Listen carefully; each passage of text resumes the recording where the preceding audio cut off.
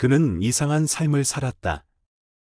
아니, 그는 자신을 그렇게 말하고 싶지 않았지만 세상은 언제나 그를 이상한 사람이라 불렀다. 하루 종일 방 안에 틀어박혀 아무것도 하지 않는 남자.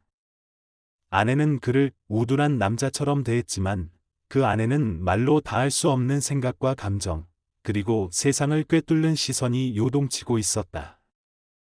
그가 머무는 방은 창문 하나 없이 캄캄하고 햇빛 한 줌 들어오지 않는 공간이었다. 문이 닫히고 나면 세상과 완전히 단절된 채 방 안의 가구와 아내의 발소리만이 유일한 현실로 남았다. 그는 그 속에서 무엇이 현실이고 무엇이 꿈인지, 어디가 바깥이고 어디가 자신의 내면인지조차 분간하지 못한 채 살아갔다. 마치 무중력 상태처럼 떠 있는 것 같다. 사람들은 그를 한심하게 여겼지만 그는 자신만의 깊은 시선으로 세상을 지켜보고 있었다. 아내는 집을 나가곤 했다.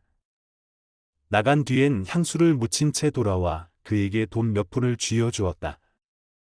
그는 그 돈으로 동네의 다방에 들러 커피를 마시거나 백화점에 가는 것을 유일한 외출의 이유로 삼았다.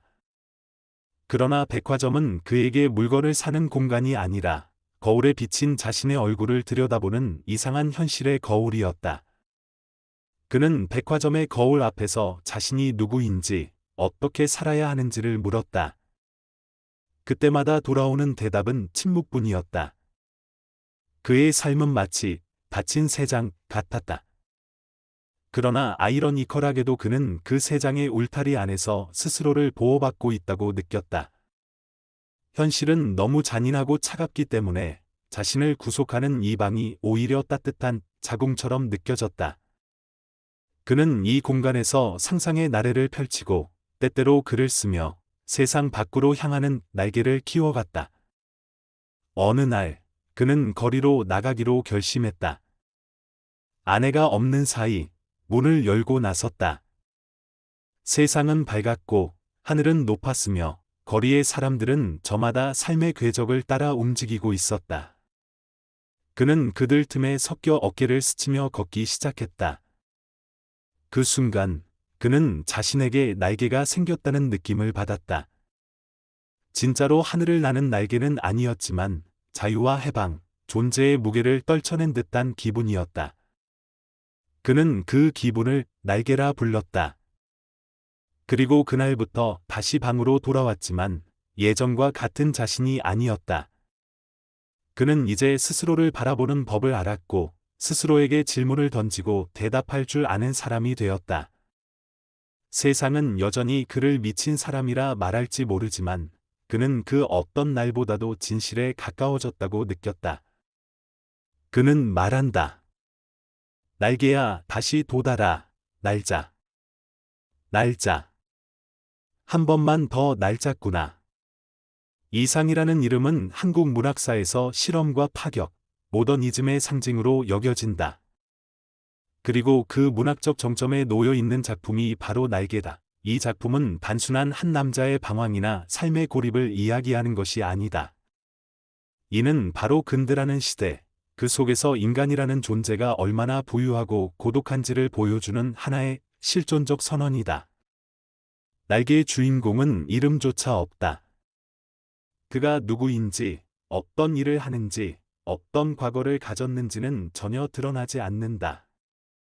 그는 단지 방 안에 있는 자이며 아내에게 의존하는 자이고 세상으로부터 떨어져 있는 자다.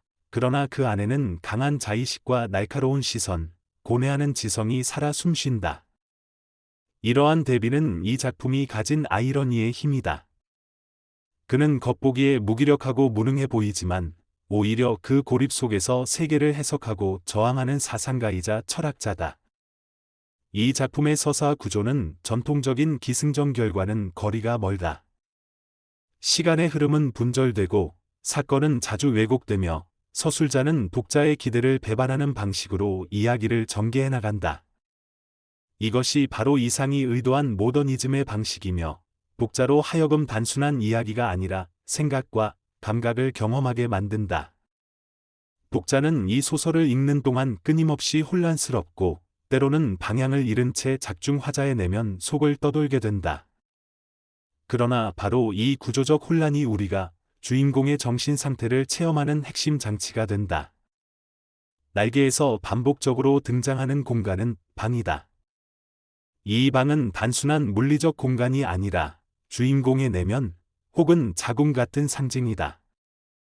이 공간은 폐쇄되어 있지만 그 안에서 주인공은 세상을 바라보는 또 하나의 눈을 뜬다. 그는 바깥으로 나가지 않아도 세상의 구조와 인간의 본성을 꿰뚫어 본다. 그러나 동시에 그는 그 안에서 점점 고립되고 타인과의 소통이 단절된 채 자신만의 언어에 갇혀버린다. 이 방은 보호막이자 감옥이며 이중적인 존재로 묘사된다. 바로 이 이중성에서 이상 문학의 복잡성과 매혹이 드러난다. 아내는 이 작품에서 매우 복합적인 존재다.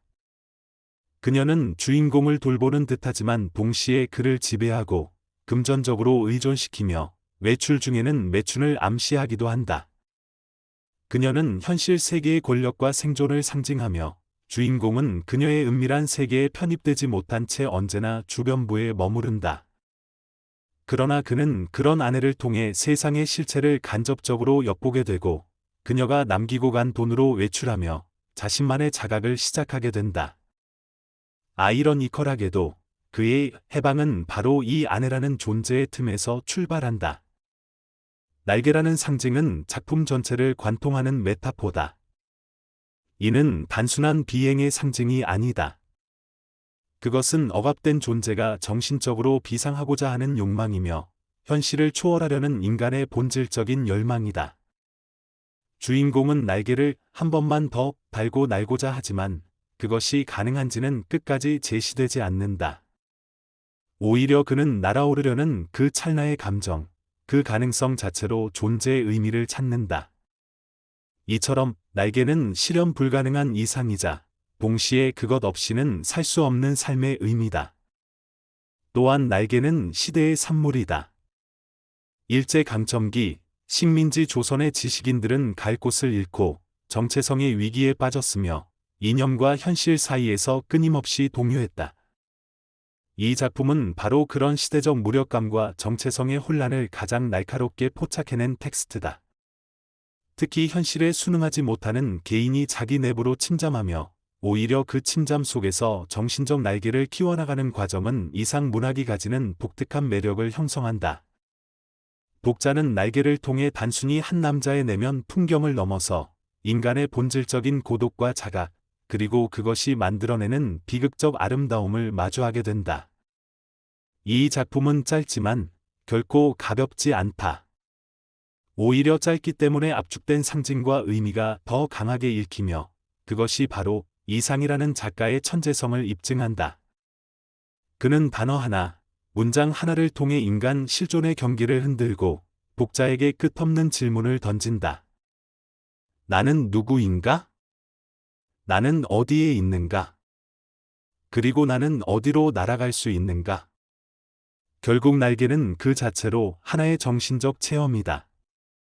독자는 이 작품을 읽고 나면 어딘가 모르게 자신의 내면에 작고 보이지 않는 날개 하나가 돋아났음을 느끼게 된다. 그것이 이상이 바라던 문학의 힘이고 오늘날까지도 이 작품이 끊임없이 읽히는 이유다. 그리고 그 마지막 문장은 지금 이 글을 읽고 있는 당신에게도 말하고 있다. 날짜. 날짜. 한 번만 더 날짰구나. 날개라는 작품을 해석하는 데 있어 결코 빠뜨릴 수 없는 요소는 바로 작가 이상의 삶 자체이다. 그는 스스로를 이상한 상상력의 시인이라 여기지 않았을지 몰라도 그의 삶은 글과 때려야 뗄 수 없을 만큼 문학 그 자체였다.